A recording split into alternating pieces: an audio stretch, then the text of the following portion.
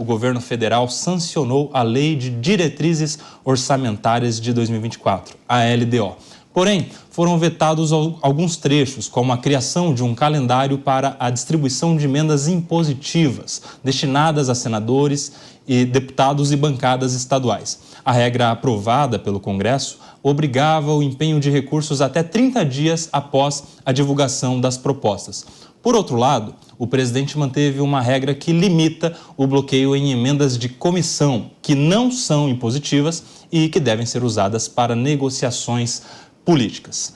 Meus amigos, vamos entender essa questão do cronograma, que foi uma novidade trazida nessa LDO, como uma maneira de, alguma forma, impedir aquelas negociações que acontecem em semanas decisivas, de votações importantes, de pautas que o governo tem como prioritárias no Congresso Nacional. A gente se lembra, por exemplo, na semana da reforma tributária, o tanto de valor de bilhões que foram destinados em emendas, coincidentemente, na mesma semana em que o governo queria aprovação pelos parlamentares. E aí, esse cronograma colocado na LDO foi justamente para criar uma data específica para pagamento, para o empenho dessas emendas, justamente para desvincular o pagamento das emendas das votações, ou seja, para não ter, pelo menos de uma maneira mais nítida, o chamado toma lá, dá cá. E foi essa decisão aprovada pelo Congresso Nacional e que foi levada ao presidente da República, que vetou este ponto importante. Mônica Rosenberg, como você vê esse veto do presidente em relação ao calendário de pagamento das emendas? Eu já não gosto das emendas como conceito. Acho que a forma como as emendas existem no Brasil não é uma forma saudável. Ela corrompe o sistema democrático, porque ela se transforma numa forma de compra de votos. A gente sabe que as emendas são direcionadas para os redutos eleitorais, e eu sei porque fiz campanha e eu ia nas cidades e as pessoas diziam, não, eu vou votar em tal pessoa porque ele traz dinheiro aqui para a cidade. Transforma o deputado num despachante da cidade que está lá para buscar emenda e isso desvirtua todo o processo. Então, eu não gosto das emendas e a emenda impositiva, ou seja, aquela que é obrigatória e que precisa, porque a execução da emenda, né, a hora que a emenda é aprovada, depois tem uma fase difícil para que a emenda realmente chegue onde tem que ir e ela não chega no usuário final, no cidadão que precisa. Então, essa fase da execução das emendas é muito difícil e você obrigar que o dinheiro vá realmente para onde tinha que ir é uma briga que há muito tempo o Congresso Nacional está realizando. Eu achei esse veto complicado, muito complicado, mas ele vem mostrar o problema de a gente ter que ficar aí brigando por emenda e essa... Complicado, mas favorece o próprio governo, né? Que abre novamente uma negociação. Diego, você acha que isso aí vai para a mesa de negociação, isso vai fortalecer o governo em relação ao Congresso? Vai ser, na verdade, mais uma crise, um ponto de crise entre executivo e legislativo? A gente começa o ano com esse impasse entre o poder executivo e o poder legislativo?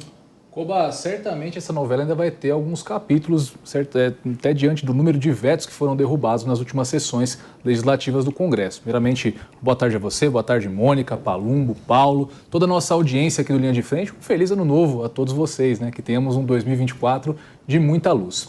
E Koba, esse veto vamos chamar ele de veto da governabilidade, né? Porque afinal o governo Lula tem mostrado que realmente só consegue emplacar suas pautas, só consegue impor a sua agenda de governo através do que a Mônica qualificou muito bem aqui como praticamente uma compra de votos institucionalizada.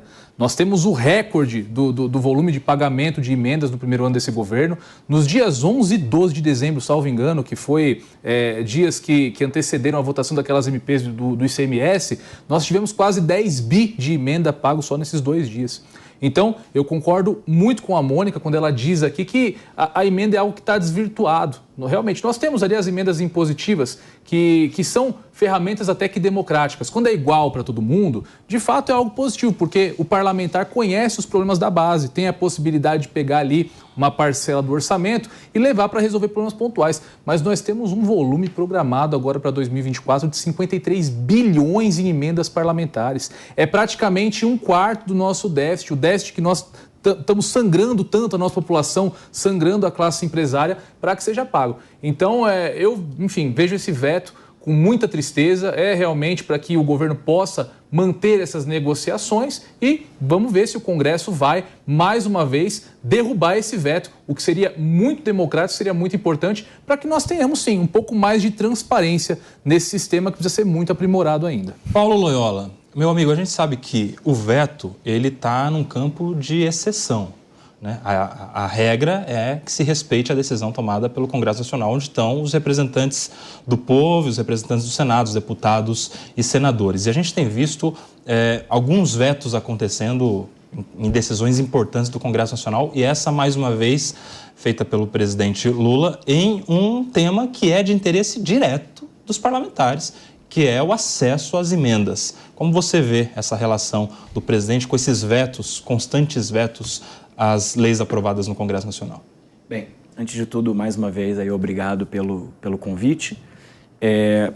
Esse tipo de tensão que a gente está, na verdade, aqui discutindo, me parece, na verdade, ser algo muito mais produzido politicamente do que propriamente algo que foi ali num sentido efetivamente uma disputa política. Por que eu estou dizendo isso? Esse veto me parece ser algo muito mais feito para cumprir um papel comunicacional, de pressão sobre o governo, de mostrar, porque, na verdade, o ato em si é um ato irregular. Por que é um ato irregular? Porque a gestão do caixa do governo é uma prerrogativa do Executivo, constitucionalmente. Inclusive, no veto, o governo fala, de maneira muito correta, que a questão de incluir na LDO um cronograma de execução, ele vai contra a prerrogativa que é do Executivo e extrapola o papel da LDO enquanto lei e vai contra, inclusive, a própria LDO, a própria Constituição da LDO. A LDO diz que a gestão financeira, a gestão do caixa, a gestão do fluxo deste processo, ele é de competência do governo executivo. Isso que a gente está vendo não é uma característica somente do governo federal. A gente viu aqui em São Paulo, por exemplo, no caso da privatização da Sabesp, que o Tarcísio liberou, se não me engano, em agosto ou em setembro, um valor que foi maior do que o valor do ano inteiro até então. Obviamente porque também tinha ali interesse em passar o processo de privatização. Então, esse é um elemento que vem sendo utilizado aí por governos de esquerda, de direita, de centro, de todo o Brasil, faz parte do processo da governabilidade brasileira e, na verdade, como eu disse, e aí me repito aqui, o veto, na verdade, vem só corrigir uma questão que era a própria ilegalidade da questão do calendário, já que a execução orçamentária é prerrogativa do governo executivo do governo federal. Delegado Palumo, você que é deputado federal, lida aí diretamente com as emendas parlamentares, pode mandar para sua base. Tem muitos outros colegas deputados que estão de olho nessa questão aí, tinham interesse de ter acesso a essa emenda impositiva, que é aquela obrigatória, ou seja, o deputado manda a destinação da verba para uma determinada finalidade e o governo é obrigado a cumprir, agora se depara com esse veto já no primeiro dia útil do ano. Qual que é a surpresa, né? Pois é. Começando bem, como é que é a sua avaliação, delegado Palumo? Eu concordo com o que o Diego falou, né? A velha política do toma lá, dá cá. Eu espero que o Congresso derrube este veto. A maioria dos deputados são municipalistas, eles precisam dessa emenda para fortalecer a sua base. Nada mais é, para mim, do que você ficar ali com aquela compra de votos indireta, digamos assim, onde o deputado coloca o dinheiro numa determinada prefeitura e espera um retorno político através dessas emendas. O que chama a atenção é que ele mexe nas impositivas, mas nas outras eles não mexem justamente para poder negociar. Só que tem outros vetos aqui que eu acabei de receber do meu jurídico, por exemplo, do artigo 185, que ficou vedado para a União realizar despesas direto ou indiretamente que promovam, incentivem ou financiem invasão ou ocupação de terra, de propriedades rurais privadas. Ações tendentes a influenciar crianças, adolescentes e a creche a ter opção sexual diferente do sexo biológico.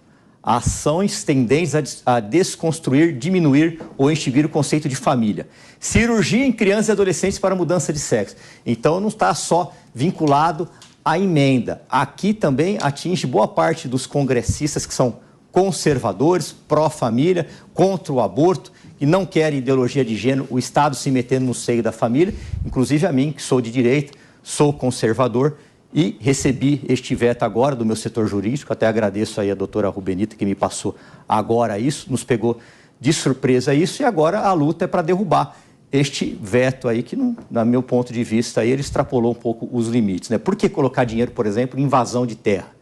Por que colocar dinheiro para incentivar crianças e adolescentes a mudarem de sexo? Por que colocar dinheiro para ações abortivas? Eu não concordo com nada disso e a nossa luta agora vai ser para derrubar esse veto, Kobayashi. Você concorda, Paulo?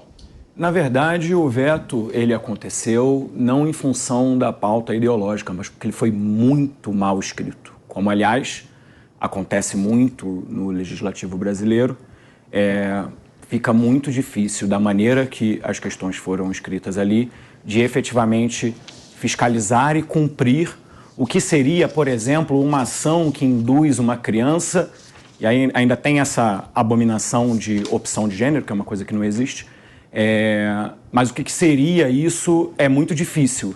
E aí isso traria ainda mais insegurança jurídica para o Brasil e, do meu ponto de vista, foi mais um desserviço do Congresso essa pauta ser colocada dessa maneira bastante irresponsável. Mas, ô Diego, a gente não tem no Congresso Nacional a decisão do povo e a LDO foi uma decisão depois de debates em comissões, no próprio plenário, porque é um assunto que interessa a todos os parlamentares, e a decisão foi de impedir a geração de despesas com invasão, com a mudança de sexo, com essas questões relacionadas às crianças. Perfeitamente. E a vontade do povo manifesta na aprovação da lei. Não, exatamente. E uma frase que você disse aqui que realmente ilustra muito bem isso. O veto é algo residual, o veto é a exceção. Na nossa Constituição está lá escrito que o povo exerce o seu poder soberano pelos seus representantes. E dentre todos os poderes da nossa República, é lá no Legislativo em que a democracia existe de forma mais plena. Como você disse, é lá que tem as comissões temáticas, onde tudo é debatido. Você pode questionar a qualidade do Congresso, você pode questionar a qualidade de qualquer instituição no Brasil. Mas fato é, o Congresso que nós temos, que construiu esse texto, que colocou esses artigos na LDO que foram vetados, é o Congresso que foi legitimamente eleito pelo povo no processo democrático. Então, se o Lula, enfim, usou da sua prerrogativa de veto para tirar do texto da LDO esses artigos, enfim, é prerrogativa dele, constitucionalmente não tem nenhum problema dele fazer isso, vai voltar para o Congresso para que isso seja reanalisado e, quem sabe, esses vetos sejam derrubados, mas não muda o fato de que o Lula, com a sua caneta unilateralmente, derrubou o que é a produção legislativa de todos os representantes eleitos pelo povo, que discutiram aquilo que foi aprovado no Poder Legislativo. Então, a maior expressão de democracia, de fato, sai lá do Legislativo, da Câmara e do Senado.